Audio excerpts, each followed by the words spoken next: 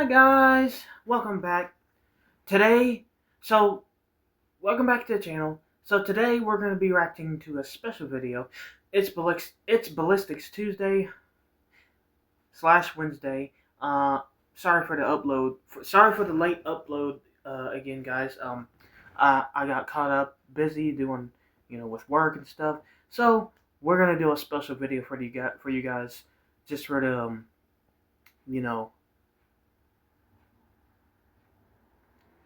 for lack of a better word, just to make up for a short, or to make up for a short, not short, but so what's the word I'm looking for? To make up for a short, not short, but to make up for a late video. So yeah, for lack of a better word, we're gonna go ahead and upload. For lack of a video for yesterday, we can go ahead and upload this video. And so, without any further ado, let's go ahead and do this special video. In 3, 2, 1. My 50 cal exploded. My 50 cal exploded.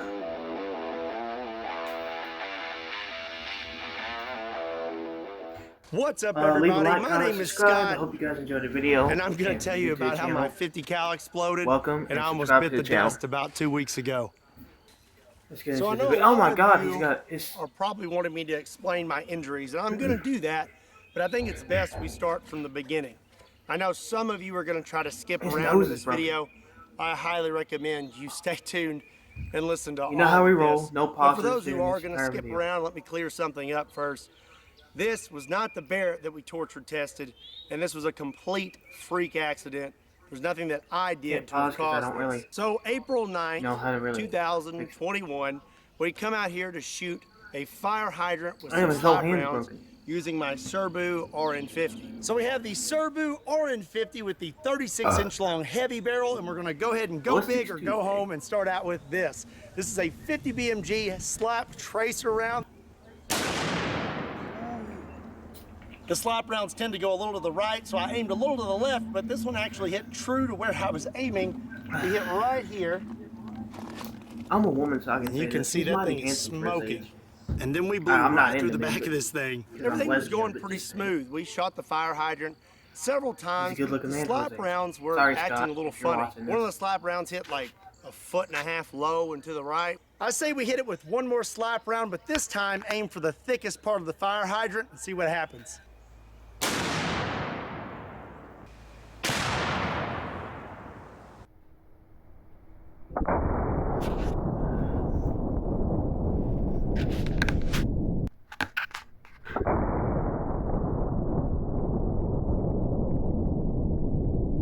The gun was functioning normally, as it always has. I've been using this gun for a long time now, and I've never had any issues out of it. So before all this happened, we took one last shot, and it was actually really, really cool. The round was stuck out the back of the fire hydrant. This is a 50 BMG silver red tip armor piercing incendiary tracer. So we went through the top of the fire hydrant. Look at that. Oh my gosh. It's just stuck out the back. After that, I decided I was gonna take one last shot with a slap round and try to hit the thickest spot on the fire hydrant. So before I loaded my last slap round, I know that there was no barrel obstruction because I literally found the round in the fire hydrant. But this last round that I loaded into my Serbu RN50 was a very, very hot round, and I had no idea. And there's really no way for me to have ever known that this round was as hot as it was.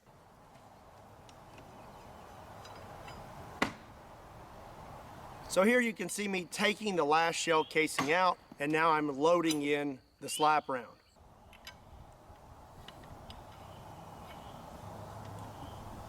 I screw the cap on all the way, and the gun closes completely, and everything is functioning as normal. And one thing, is something someone may mention, is maybe I didn't screw the cap on all the way. Well, you can clearly see the cap is screwed on all the way, and this gun actually will not close if the cap is not screwed on all the way. So everything was functioning good on the gun. What I didn't know was the slap round that I put inside it was extra hot, and I had no idea. And there's really no way for me to have ever known. These rounds are extremely rare and they're very old. They're like $100 a piece. These aren't manufactured anymore, and really there's no way you can really know what's happened to them over time as they've passed hand to hand. I was under the impression that these were genuine military surplus rounds and hadn't been tampered with. So now I'm gonna actually show you. It's not graphic. All the graphic stuff happened after the fact, and I'm gonna tell you all about that, but I am gonna show you what happened just so you can see what happened to me that day.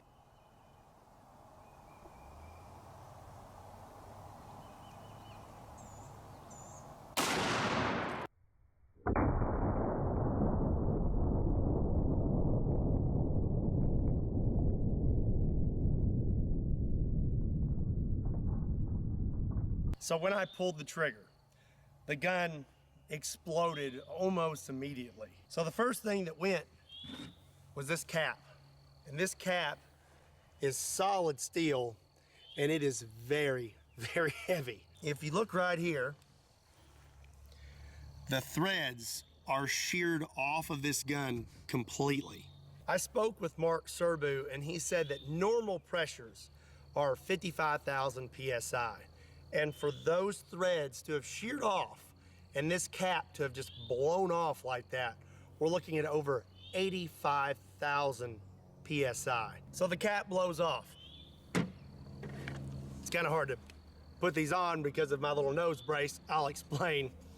But safety glasses are on, and this cap, you can see this little crescent here. This cap hit me right there. I'm not really sure which way, probably more like this, but it struck me in the face. When this cap hit me in the face, it broke my orbital bone in 3 spots, here, here, and here. It also broke my nose, and that's why I have this on. I've had to have facial surgery to repair all this. Here's the really bad part though. On this lower, normally, there's these 2 ears that stick up right here. And this is what prevents you from closing the gun when the cap's not on all the way. If the cap is on all the way, it will fit perfectly right here with those ears pushed up against it.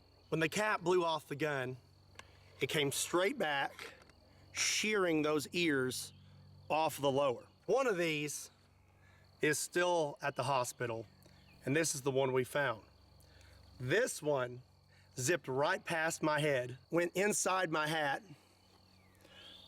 blew a hole through it, and took it off my head what appears 7 to 8 feet. Now the other one is what almost ended me. The other ear hit me right here in the throat. It proceeded to lacerate my jugular vein and then punctured a hole in my right lung. As for my hand, my best guess is this is what did it. In the video, you can see that the stock almost disappears instantly. I believe it came in a downward motion and hit my finger. You have your natural bend in your index finger. Well, this bone right here looked like a V. So my finger looked like a big W. So back to the lacerated jugular. I've now been hit in the throat, and I'm not really sure what happened because when this cap hit me in the face, I went blind in my right eye instantly. I have vision coming back now, and they say my eye should make a full recovery. But in that moment, I went completely blind in this eye, and it was like I had been punched. And I went backwards, and I landed on all fours. A lot of you wonder who is behind the camera in my videos. This is my dad. His name is also Scott. If he had not been out here with me, that would have been it for me. He come running up and he let me know of my injuries because I was still in a daze. I've just been punched in the face by a big metal cap. And he let me know real quick that there was a hole in my neck and I was losing a lot of blood really fast. My dad shoved his thumb into my neck and said, "Put your thumb there." Now that I'm aware of what's going on, I took my left thumb I took my shirt, wrapped it in my shirt, and I shoved it as far into my neck as possible. I was not aware that my jugular was lacerated, but I did know this is really bad. I have a law enforcement background, and I've been trained in injuries and wounds and gunshots and things like that. And I know very well that if you get hit in the neck, it's not good because you can't tourniquet a neck. After I had plugged the hole, I applied extreme pressure, pinched my head down into my hand, and made a run for the truck. So the truck here was right near us. There's a trailer attached. I had to run around the front. I jumped in the passenger seat. Dad jumped in, and we took off. And this all happened in a matter of seconds. I would say under a minute. We were in that truck and just hauling tail into town. Something I forgot to mention, this upper weighs like 25 pounds. And you can see in the video that it just gets thrown off the table. So much pressure came out the back of this upper that it launched it off the table. It's an insane amount of energy that was thrown into my body. When he said and I was upper, I driving thought very I heard fast into something town. else.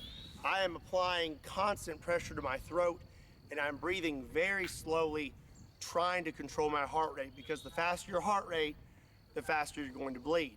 My dad's driving, so I thought it would be nice of me to call the ambulance. My dad didn't agree with this, but I wanted to do it myself because I wanted to try and stay awake. I needed to be doing something to keep myself conscious. If you have an iPhone, there's this nifty little feature on the side here, and if you hit that button one too many times, it'll call 911. This can be kind of annoying when you're trying to shut off your alarm in the morning, but when there's a lot of bodily fluids on your phone and you can't open it, it comes in really handy. I got on the phone with 911 and I let them know what had happened and that we were coming into town and they were gonna send an ambulance to meet us halfway. There were several times where I thought I was gonna pass out. And I knew if I passed out that that was gonna be it, because my dad's driving. If I pass out, who's gonna keep applying pressure to my neck to keep me from bleeding out? Times like this, you really need something to focus on, and I focused on my kids. I had their faces in my brain, and I just focused on them, and I fought as hard as I could. I stayed conscious the entire time. We met the ambulance halfway. They got me loaded up, and we took off towards the hospital. And like I said, I know that I was in a bad spot, and I don't know if you know this, but if your jugular is completely severed, you have 30 seconds. I knew that being hit in the throat, I may not have much time, but the closer we got to the hospital, the more my confidence built, and I thought, hey, maybe I'm gonna be all right. When I was in the ambulance, I asked them to cut my shirt off because I was having trouble breathing, and I thought maybe I'd been hit in the chest as well. They cut my shirt off. There wasn't anything there, but when I got to the hospital, they x-rayed me, and they said my right lung had collapsed because it had filled with blood, and that was from this little guy here puncturing my lung as well. So from there, they had to intubate me while I was wide awake, and I tell you, that is not fun. Take this long metal rod with a point on it, and they stick it through your rib cage, and it wasn't fun. After that, I was feeling a little better. I could breathe a little better. And then they wanted me to take my thumb out of my neck, and I was like, we're not taking my thumb out of my neck. You just wrap it up with some tape, it's stay there. But they told me I had to take my thumb out of my neck. So they had a bunch of gauze and packing, and as soon as I pulled it out, they packed my throat. When I pulled my thumb out, that's when I saw my finger, and they said that I audibly said, oh, that's not good, because my finger looked like a big W. They informed me after that that they were gonna have to life flight me to Vanderbilt Hospital in Nashville, Tennessee. Very, very good hospital with very, very good doctors. Obviously, I'm here making this video. Good Big sir, shout all out I'm gonna to tell you Vanderbilt is that Hospital. God was with you, sir. You guys are the best. So now they're about to knock me out. And all I'm gonna say at this moment, I God was realized definitely with that you, sir. this may be Good the sir. last time that I see my wife All or I'm see gonna my say is dad, that God was definitely because with you, good once sir. they knock you out, If it hadn't been for that, you would not been. that's it. Either they're gonna fix you or you're not waking up. Or whenever they My wife had arrived. you would not. If it called her hadn't in been, there, I held her if it hand, hadn't been for that, you would and we not had been. words, You would not and have been here. I today. called my dad in to pray. And after that, I remember If waking up it at hadn't been for Vanderbilt that, you would have Hospital, not been here. hooked even up today. to every machine possible. I'm gonna throw some pictures in here. So they did a number on me. So you can see this cut here, and this actually goes all the way down to right here. Oh shit! To repair my jugular and my lung, Went all the way down they to had the to open stomach, up my chest completely. They cut me completely open, just like open heart surgery. They told me a guy my size should hold 6 to 8 units of blood, and total, from all the blood I lost from the initial injury and the surgeries, they had to give me 5 my face units. tagging not There was the also greatest this morning. The sun's being stuck in a little. There was also a chance that I could have had a stroke. To repair your jugular vein, they have to pinch it off. Well, your jugular vein supplies the oxygenated blood to your brain. So they can only pinch it off for so long. They pinch it off, they repair it, then after that, when they open it back up, all that blood rushes into your brain, and there's a chance you could have a stroke. Praise God, I did not have a stroke as well. As for my hand and my face, they had to do surgery on that as well. I have pins in my finger to hold it in place.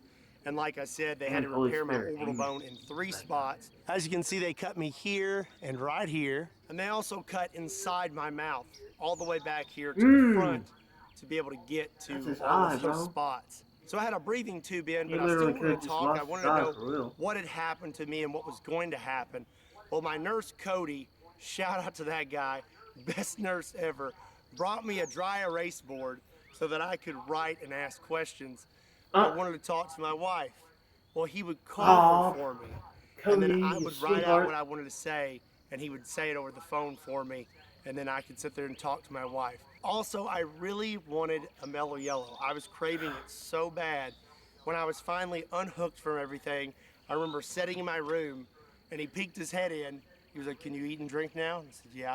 And he handed me a mellow yellow. Coolest nurse ever. So for about 2 days, I had tubes coming out of the front of my chest, 1 tube coming out of my right side, and 1 tube coming out from behind my collarbone to drain everything around my lungs. Now, to carry this little vacuum pack with me, they removed those really quick. I'm healing extremely fast. They kicked me out of trauma within a few days. This happened on April 9th, which is a Friday. I went home the following Saturday. There is a lot more to this story when it comes to my injuries and everything that I had to do to overcome them. Long story short, I shouldn't be standing here. I should be 6 foot under, and if it wasn't for God, I wouldn't be talking to you right now. Amen. So I know there's one big question that you're all wondering. What's going to happen to Kentucky Ballistics, and am I going to keep making videos? And the answer to that is absolutely. I'm not going to quit doing what I love because of a freak accident. He's like, I'm not going to quit. There's nothing that can keep me from continuing. He's like, hell no, I love I'm going to keep going. what I do, and I appreciate every single one of you. I am healing at a Wolverine rate. I am healing so fast that really everything that I had to do to overcome them. Long story short, I shouldn't be standing here. I should be 6 foot under, and if it wasn't for God, I wouldn't be talking to you right now. So I know there's one big question that you're all wondering. What's going to happen to Kentucky Ballistics, and am I going to keep making videos? And the answer to that is absolutely. I'm not going to quit doing what I love because of a freak accident. There's nothing that can keep me from continuing on. I love what I do, and I appreciate every single one of you. I am healing at a Wolverine rate. I am healing so fast that really a lot of people have been kind of confused at how fast I'm healing. That's God. He's healing me quick. And I'm going to keep making videos, and I cannot wait to get back out here. I have some videos planned, and I think you're going to like them. It's going to be some really funny stuff. Also, I know there's going to be a good bit of you that want to support me while I'm healing, and I really appreciate that, but I don't want to do a GoFundMe or anything like that. If you want to help me out, I want you to get something out of it too. So we got some new shirts.